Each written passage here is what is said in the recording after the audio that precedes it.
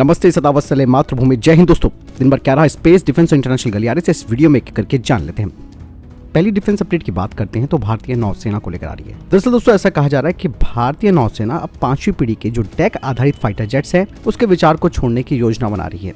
उससे पहले भारतीय नौसेना का ये विचार था कि 2025 तक वो अपने एयरक्राफ्ट कैरियर से 5वीं पीढ़ी के लड़ाकू विमानों की खरीद करेगी और उन्हें ऑपरेट करेगी, लेकिन इस विचार को छोड़ दिया गया था, जिसके पीछे का कारण तो यही था पहला कि इसके बजाय हम ट्विन इंजन डेक आधारित जो फाइटर जेट है जिसे हम टेडबीएफ कहते हैं उसे समर्थन दिया जा सके, जो कि एक कैनार्ड डेल्टा विंग का फाइटर जेट है। इसके अलावा ये twin engine multi role combat aircraft है। जो टेडबीएफ है ये 4.5 जनरेशन का डेक बेस्ड फाइटर जेट है, लेकिन दोस्तों इसका जो frontal reduce radar cross section है वो उसे जो दूसरे 4.5 जनरेशन के फाइटर जेट्स हैं उनसे आगे रखेगा, जो कि इसकी तुलना में कम स्टेल्थ फाइटर जेट होंगे।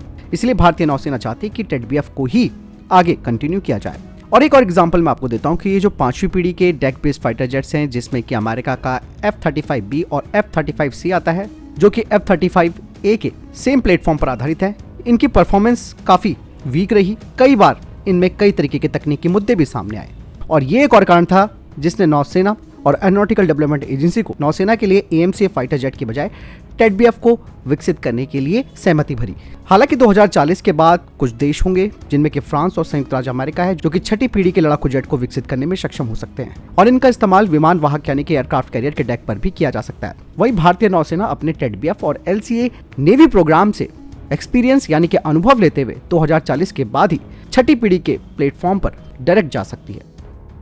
बढ़ते हैं अगली अपडेट की तरफ, जो कि भारत और चीन को लेकर आ रही है। दोस्तों भारत और चीन के बीच कोर कमांडर लेवल की 17वीं दौर की बैठक 20 दिसंबर को हुई है और इस कोर कमांडर स्तर की मीटिंग के बारे में विदेश मंत्रालय ने जानकारी दी है। विदेश मंत्रालय के प्रवक्ता अरिंदम बागची ने कहा कि भारत चीन कोर कमांडर स्तर की 17वीं दौर की बैठक जो कि 20 दिसंबर को हुई थी, उस मीटिंग को चुशुल मोल्दो में चीनी पक्ष के द्वारा आयोजित किया गया था। इस दौरान दोनों पक्षों ने पश्चिमी क्षेत्र में LAC के साथ विचारों का आदान प्रदान किया और बाकी के जो मुद्दे हैं उन पर जल्द से जल्द काम करने के लिए चर्चा की। साथ ही उन्होंने बताया कि इस बैठक के दौरान दोनों पक्ष पश्चिमी क्षेत्र में जमीन पर सुरक्षा और स्थिरता बनाए रखने और सैन्य और राजनीतिक चैनलों के माध्यम से बातचीत बनाए रखने और आपसी सहमति से काम करने पर भी सहमत हुए। यानी कि दोस्तों कोर कमांडर लेवल की बातचीत हो गई है। साफ तौर पर कहा गया है कि चुशुल मोल्डो में ये बैठक हुई है। अब वही होगा अगली मीटिंग। बढ़ते हैं अगली अपडेट की तरफ। दोस्तों चीन के साथ बढ़ते हुए तनाव को लेकर रक्षा मंत्रालय अब एक्शन मोड पर काम कर रहा है। ऐसे में रक्षा मंत्रालय ने एक बड़ा कदम उठाया। रक्षा अधिग्रहण परिषद यानी कि DAC ने 22 दिसंबर यानी कि आज 85,000 करोड़ रुपए से अधिक के 24 प्रस्तावों को मंजूरी दे दी है। रक्षा अधिकारियों ने इस बारे में जानकारी दी है। साथ ही ये भी कहा जा रहा है कि रक्षा अधिग्रहण परिषद के द्वारा जिन प्रस्तावों को मंजूरी दी गई है उनमें माउंटेड गन सिस्टम, बख्तरबंद वाहन और रडार की खरीद भी शामिल है। बढ़ते अगली अपडेट की तरफ, जो कि भारत और जापान को लेकर आ रही है। दोस्तों जापान के एयर डिफेंस फोर्स और भारतीय वायुसेना अगले कुछ दिनों में एक ज्वाइंट फाइटर ट्रेनिंग को अंजाम देने जा रही है। कहा जा रहा है कि ये जो ड्रिल है वो अगले महीने टोक्यो में हो सकती है, यानी कि 2023 में ये ड्रिल आयोजित की जाएगी। जापानी मीडिया की तरफ से कहा गया है कि 16 से 26 जनवरी तक होने वाले ये जो ट्रेनिंग प्रोग्राम है वो अपनी तरह का पहला आयोजन होने वाला है। ये पहली बार होगा जब भारत जापान के साथ इस तरीके का कोई ड्रिल आयोजित करा है।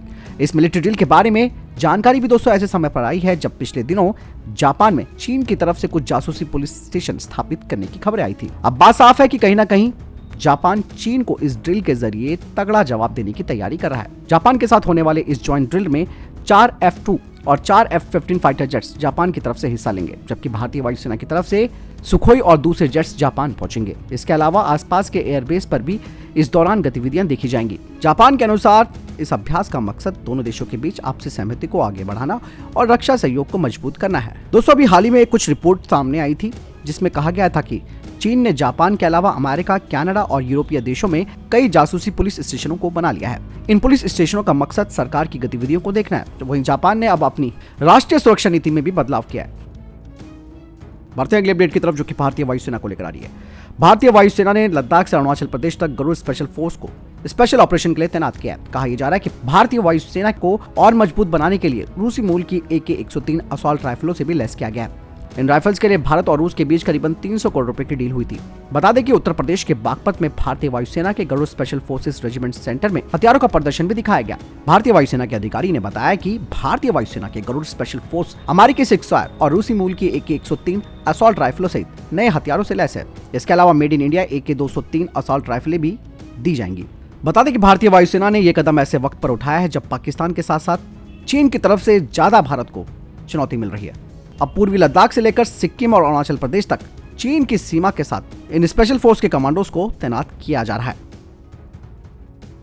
बढ़ते अगले अपडेट की तरफ, जो कि भारतीय वायुसेना को लेकर आ रही है। भारतीय वायुसेना के प्रमुख विवेकराम चौधरी जी ने कहा कि इस वक्त हमारे पड़ोस में स्थिति बहुत ही अस्थिर है, इसलिए हमें मित्र देशों के साथ मिलकर ताकत बढ़ानी होगी। एयर चीफ मार्शल ने कौटिल्य और मैकियावेली जैसे दार्शनिकों के इंटरनेशनल ऑर्डर को लेकर दिए मत्स्य न्याय सिद्धांत का जिक्र करते हुए कहा कि बड़ी मछली छोटी मछली को निगल जाती है, इसलिए एक राष्ट्र के तौर पर हमें मिलकर अपनी ताकत को मजबूत करना है। उन्होंने कहा कि जिस तरीके से भारत में आर्थिक विकास, राजनीतिक स्थिरता, कूटनीतिक निपुणता और सैन्य ताकत में इजाफा हो रहा है, उससे हम दुनिया को दिखा रहे हैं कि हम अंतर्राष्ट्रीय मंच पर पहुंच चुके हैं। वायुसेना प्रमुख ने कहा कि अगर एयर पावर की बात करें तो हम अपनी एयर स्पेस की सुरक्षा से लेकर दुश्मन को रोकने और दंड देने में भी सक्षम है, लेकिन वायुसेना से युद्ध के फुल स्पेक्ट्रम में भागीदारी की अपेक्षा की जाएगी। उन्होंने बताया कि इसीलिए एक एरोस्पेस पावर के तौर पर वायुसेना को निकट भविष्य में होने वाले युद्धों को जीतना भी होगा, क्योंकि अभी युद्ध मल्टी डोमेन और हाइब्रिड वॉरफेयर के तौर पर लड़े जाते हैं। वायुसेना प्रमुख ने कहा कि ऐसे में वायुसेना की लगातार घट रही स्क्वाड्रन को प्राथमिकता देना जरूरी है, ताकि कॉम्बैट एज हमेशा बनी रहे। बढ़ते हैं अगली अपडेट की तरफ। दोस्तों, रक्षा मंत्रालय अब भारतीय नौसेना के लिए 120 फास्ट इंटरसेप्टर बोट्स को खरीदेगी, जिन्हें की रजिस्टर्ड इंडियन शिपयार्ड से खरीदा जाएगा और इन्हें चरणबद्ध तरीके से यानी कि फेस्ड मैनर में डिलीवर किया जाना है, जो कि 2026 से 2030 तक डिलीवर हो पाएंगी और 30 बोट्स हर साल डिलीवर की जानी है।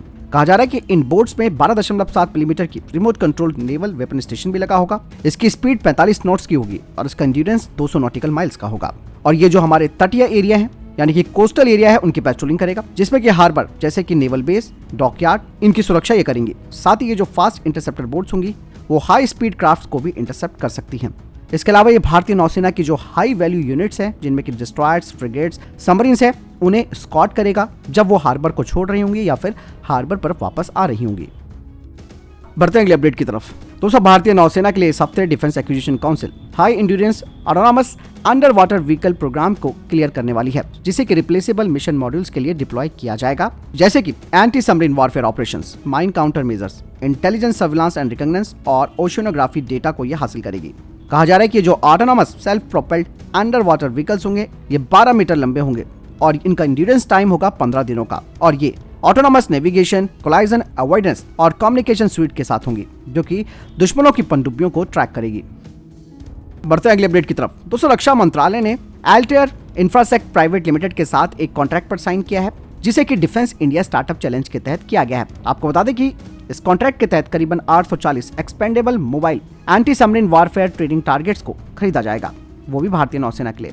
ये जो स्वदेशी anti submarine warfare training target है, ये सिमुलेटिंग साउंड और मूवमेंट करेंगी पनडुब्बी की तरह और इन्हें P-8I aircraft, MS-60 helicopter, naval ship और मोबाइल पायलटेड एयरक्राफ्ट में भी लगाया जा सकता है, वो भी बिना इन प्लेटफॉर्म में मॉडिफिकेशन किए। आपको बता दें कि EMAT प्रोटोटाइप अपने एडवांस स्टेज पर पहुंच चुका है प्रोडक्शन के और ये अगले 6 महीनों में पूरी तरीके से तैयार भी हो जाएगा और इसे भारतीय नौसेना को 9 महीने के कम समय में डिलीवर किया जाएगा।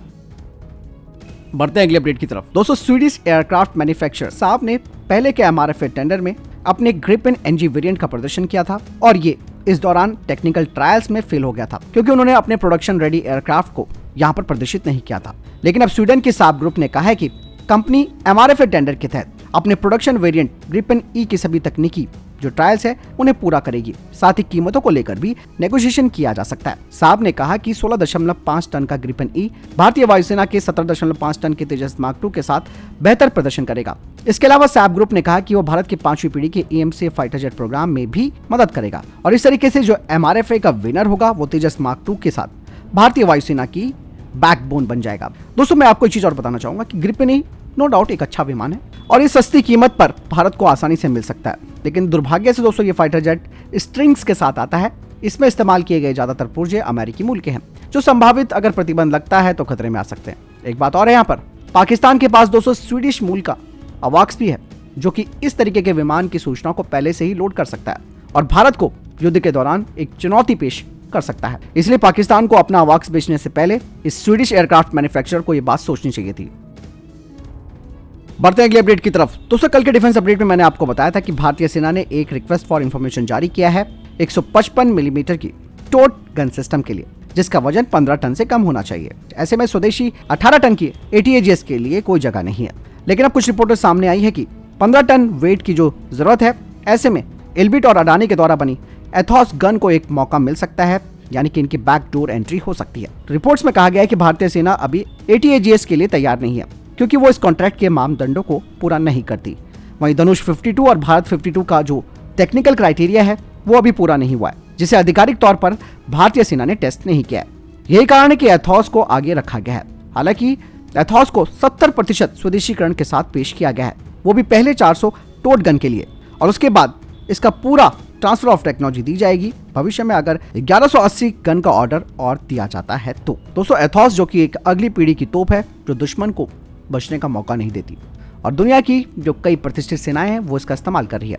एथॉस को फील्ड टेस्ट भी किया जा चुका है। टेस्टिंग में ये सिस्टम हर बार स्थिरता, विश्वसनीयता और सटीकता पर खरा भी उतरा है। मूविंग और अलग अलग दिशाओं में फायरिंग के समय ये सिस्टम सटीक बैठता है। एथॉस 40 किलोमीटर तक की रेंज में फायरिंग कर सकता है। ये पूरी तरीके से कंप्यूटराइज सिस्टम वाली तोप है जो अपनी सटीकता के साथ टारगेट पर फायर करती है। बढ़ते हैं अगले अपडेट की तरफ। दोस्तों, चीन के साथ भारत के बढ़ते हुए तनाव को लेकर अमेरिकी joint chief of staff general mark E Miley और उनके भारतीय समकक्ष CDS जनरल अनिल चौहान ने एक दूसरे से फोन पर बातचीत की है। इस दौरान दोनों ही सैन्य नेताओं ने एक दूसरे से क्षेत्रीय और वैश्विक सुरक्षा माहौल के आकलन को साझा किया और द्विपक्षीय सैन्य संबंधों को और मजबूत बनाने के तरीकों पर चर्चा की। अमेरिका की तरफ से कहा गया कि प्रमुख रक्षा साझेदारी के तहत अमेरिका और भारत ने मजबूत सैन्य से सैन्य संबंधों को, यानी कि डिफेंस टू डिफेंस संबंधों को साझा किया है।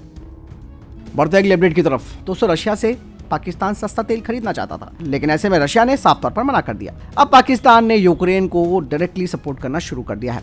अब कहा जा रहा है कि पाकिस्तान कथित तौर पर पूर्वी यूरोप के एक देश के माध्यम से यूक्रेन को मोर्टार, रॉकेट लॉन्चर और तोपखाना सहित गोला बारूद भेजने की योजना बना रहा है। और पिछली बार दोस्तों सबको पता है कि ब्रिटिश वायुसेना का A400 ट्रांसपोर्ट एयरक्राफ्ट ने यूक्रेनी रक्षा बलों के लिए आवश्यक कई हथियारों को एयरलिफ्ट किया था, जिसमें कि पाकिस्तानी निर्मित गोला बारूद भी यूक्रेन संघर्ष क्षेत्र में पहुंचाया गया था। हालांकि पहले पाकिस्तान ने यूक्रेन को हथियार सप्लाई करने से इनकार कर दिया था, लेकिन इस बार पाकिस्तान एक यूरोपीय देश को हथियार भेजेगा जो फिर हथियारों को यूक्रेन को स्थानांतरित करेगा, यानी कि डायरेक्टली यूक्रेन नहीं पहुंचाएगा। हो सकता है वो पोलैंड के जरिए पहुंचाए या फिर अन्य सीमावर्ती देशों के जरिए पाकिस्तान अपने हथियारों को पहुंचा सकता है।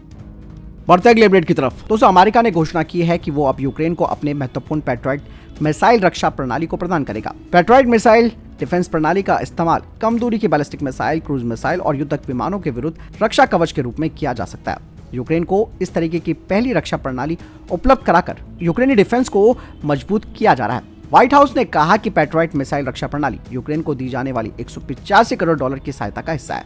इस पैकेज में सैन्य वाहन, मोर्टार और उच्च तकनीक वाले रॉकेट सिस्टम के साथ छोटे हथियार भी शामिल है। ये घोषणा ऐसे समय पर हुई है जब यूक्रेन के राष्ट्रपति व्लादिमीर जेलेंस्की दोनों देशों के बीच सैन्य सहयोग को मजबूत करने के लिए वॉशिंगटन में मौजूद हैं। अपने 8 घंटे के दौरे में जेलेंस्की की अमेरिकी राष्ट्रपति जो बाइडेन से ओवल ऑफिस में मुलाकात हुई। तो फिलहाल के लिए ये थे अभी तक के टॉप डिफेंस और इंटरनेशनल अपडेट्स। वीडियो के सामने कोई प्रश्न जवाब या आपका कोई सवाल है कमेंट सेक्शन में लिखकर जरूर पूछ सकते हैं। मिलता हूं नई जानकारी के साथ। चैनल सब्सक्राइब करना ना भूलिएगा। जय हिंद, वंदे मातरम।